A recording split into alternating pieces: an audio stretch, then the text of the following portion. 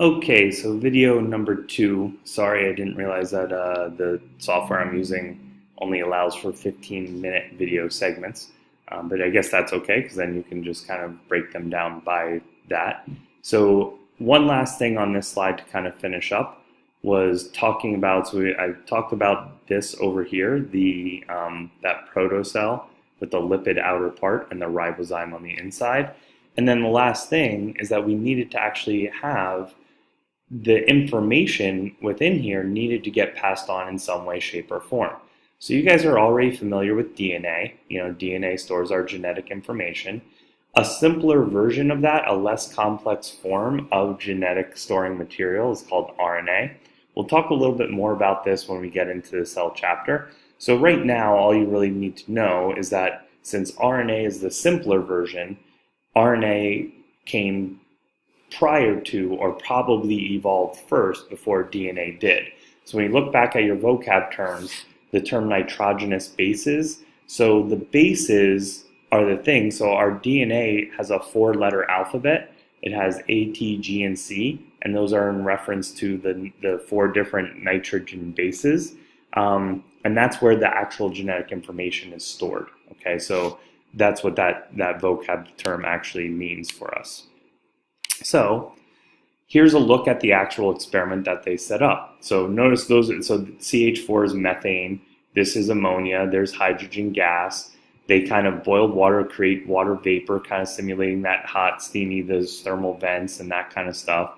And then the lightning storms, you know, simulated by the electricity being run through there, causing condensation, and condensation will lead to some type of stuff coming out. And then this stuff coming out had the actual amino acids that they made, which again were organic compounds that were needed. So now we need to move into, all right, let's assume that that's how the first cells started. So we had to go from making the organic materials to making the actual cells, and then talking about prokaryotes, which are simple single-celled organisms. These types of cells do not have a nucleus, but they do have genetic information. They have either DNA or RNA. It's just not protected on the inside by a nucleus. Okay, so the image you can see down there, I kind of chose this on purpose, and I'll kind of describe this to you when we get to that specific idea. But when you look at prokaryotic cells, so obviously we talked about making amino acids. We talked about the lipid part that would kind of serve as the outer portion. So when we look at here, this outer ring of C, the outer ring of B, the outer ring of A would be that lipid part, also an organic substance. So somehow, some way, we would have had those things kind of fuse into having all of the necessary parts. Those ribozymes with the RNA would have started to make copies of themselves, and that would have led us to actually having what we needed. But as I mentioned before, the early atmosphere didn't have oxygen in it. It had all those other gases. But these types of cells would create oxygen as a waste product. So we know that because when we think of things like plants use carbon dioxide and give off oxygen. So some of these early cells probably did something similar, okay? Then, as oxygen started to accumulate in the atmosphere because of all that, all these new cells starting to use up the carbon dioxide that was in the atmosphere and give off the waste products. So think about it now with global warming, it's basically the opposite. We're cutting down trees, we're doing deforestation, so we're basically getting rid of things that give off oxygen. And with buildings and cars and things like that, we're creating things that give off more carbon dioxide. So we're actually sort of we're changing the atmosphere back to what it was like on primitive Earth, with having high levels of carbon dioxide and lower levels of oxygen. So let's talk about this endosymbiotic theory. So basically what this is, so I kind of picked a picture here that hopefully you think is simple and easy to understand. So A, B, and C are 3 different single-celled prokaryotes. And notice C is the biggest one. So up on this image up here, we have two different prokaryotes, two different bacteria, a purple one and a green one, and the green one is bigger. So I always use the kind of idea of Pac-Man. So in step number 2 here, so it says the bacteria engulfs the other bacteria. So I kind of think of that as Pac-Man. Now, what ends up happening, so if you've seen Finding Nemo, there's a symbiotic relationship between the fish, the clownfish like Nemo, and the sea anemone.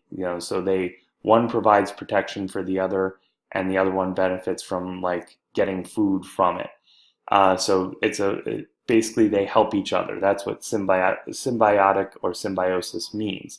Endo simply means that one of those organisms is living inside of the other one. So what ends up happening is that organism, so that's what we're seeing here with C. C is the bigger one.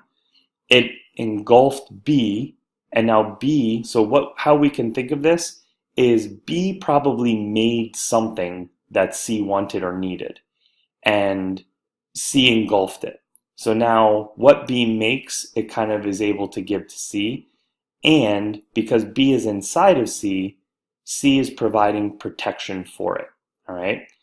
Then you would have something like protocell A or prokaryote or bacteria A also gets engulfed by C. Maybe bacteria A also makes something that C wants or needs, so the same relationship develops. C will provide protection for A, and A will provide some source of energy or food or nutrients or something like that for C.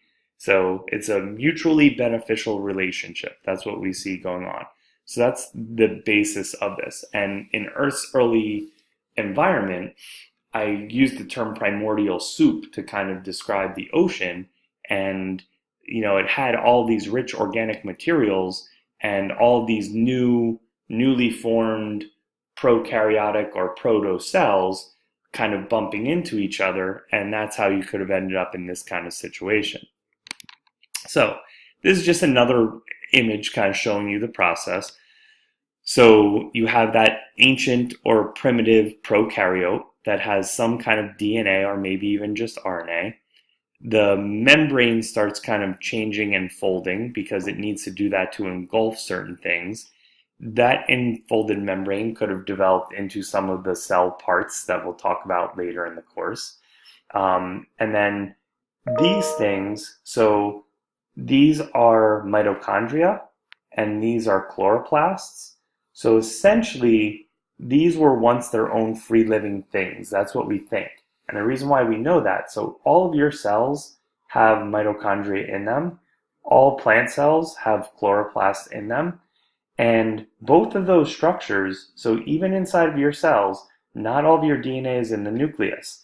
Some of it is actually found in the mitochondria, and it's separate DNA. Mitochondria can also grow and divide on their own. So those things make us think that mitochondria were once their own free-living cell that were engulfed by this larger cell and then became a part of it. So the main job of a mitochondria for your cell is to make energy. So basically these guys make energy for the cell, and in return, the cell provides the mitochondria with the nutrients it needs to make the energy, and it provides a protective space. Okay, so that's basically what we're looking at.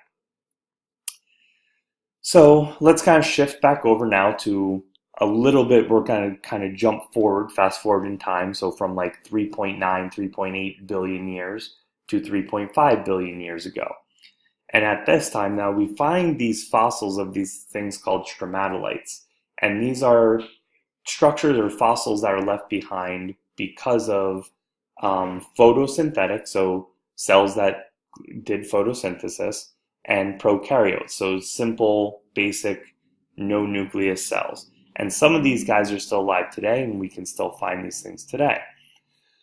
So basically, we kind of think that because of the fact that photosynthesis was necessary for these guys, that's why, and especially with the gases that were in the atmosphere, that's why photosynthetic prokaryotes were probably the first things to evolve, and it could have been a little bit earlier. It could have been more than 3.5 billion years ago.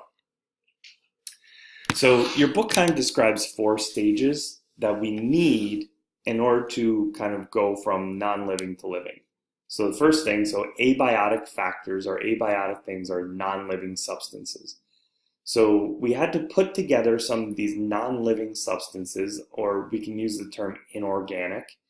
So some of those gases that we said were in the atmosphere. And we had to kind of use those to make organic molecules. So that's what the Miller-Urey experiment kind of showed. So we were able to make amino acids and also some of those nitrogen bases, which would become part of DNA or RNA. So we had to put those together. So one of your other vocab terms is polymer. So things like amino acids will join together, and when they make a protein, the protein is the polymer. Okay, so amino acids are the building blocks that are needed to put together to make those larger polymers like proteins and nucleic acids.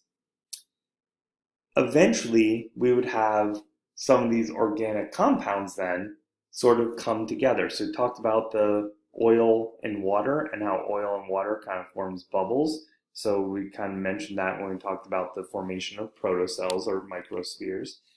And then the first things or substances that we found, organic substances, that sort of made copies of themselves were these things called ribozymes. So they were kind of like the precursors to RNA and DNA, okay?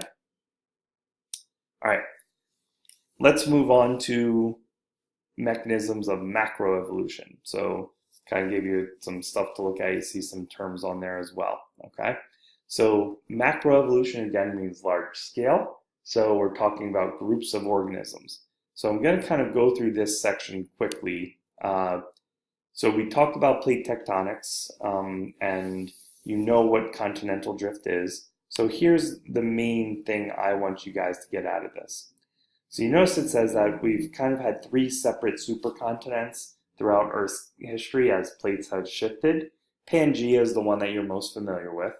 But let's take a look at these terms. So how can you relate these terms? If you're looking, so I talk about continental drift. So again, continental drift will create physical barriers, separation, ocean in between, and if there's a physical barrier, that could lead to allopatric speciation. Now, I didn't put these other words on there, but if we think back to what else we learned in chapter 14 with prezygotic and postzygotic barriers, allopatric speciation, so when you have a geographic, a physical barrier, that means those organisms won't be able to mate. So if they can't mate, it also relates to the concept of prezygotic barriers. So there are things that this would be geographic isolation, which was one of your examples of a prezygotic barrier. Okay, then let's talk about founder effect. So as different parts break off and you have little islands forming in these oceans, they're sort of separated from everyone, and there might have been small populations of different organisms still living on there. So if you remember, founder effect is when a small group of organisms from a population gets isolated, and then their traits are the ones that become the new traits of that entire population. Anytime we have a situation where catastrophic events take place, volcanic eruptions, shifting, everything like that, and we end up with just a few species. So when we have just a few species, like in this founder effect, they're going to radiate outwards. They're going to diversify. So think of all the different beaks on the finches in the Galapagos, and each of those, that's a perfect example. So one original species ended up becoming many different ones. Divergent evolution is almost like a synonym that goes with adaptive radiation, because divergent is when one species becomes 2. Well, in adaptive radiation, that one species not only becomes 2, but becomes 3, 4, 5, 6 different, however many different species, okay, as it just keeps going out. Sympatric speciation, again, is when populations overlap and there's gene flow, and the gene flow leads to different or new species or new varieties. So as organisms might have gotten trapped in different areas due to continental drift, we could have had that occur.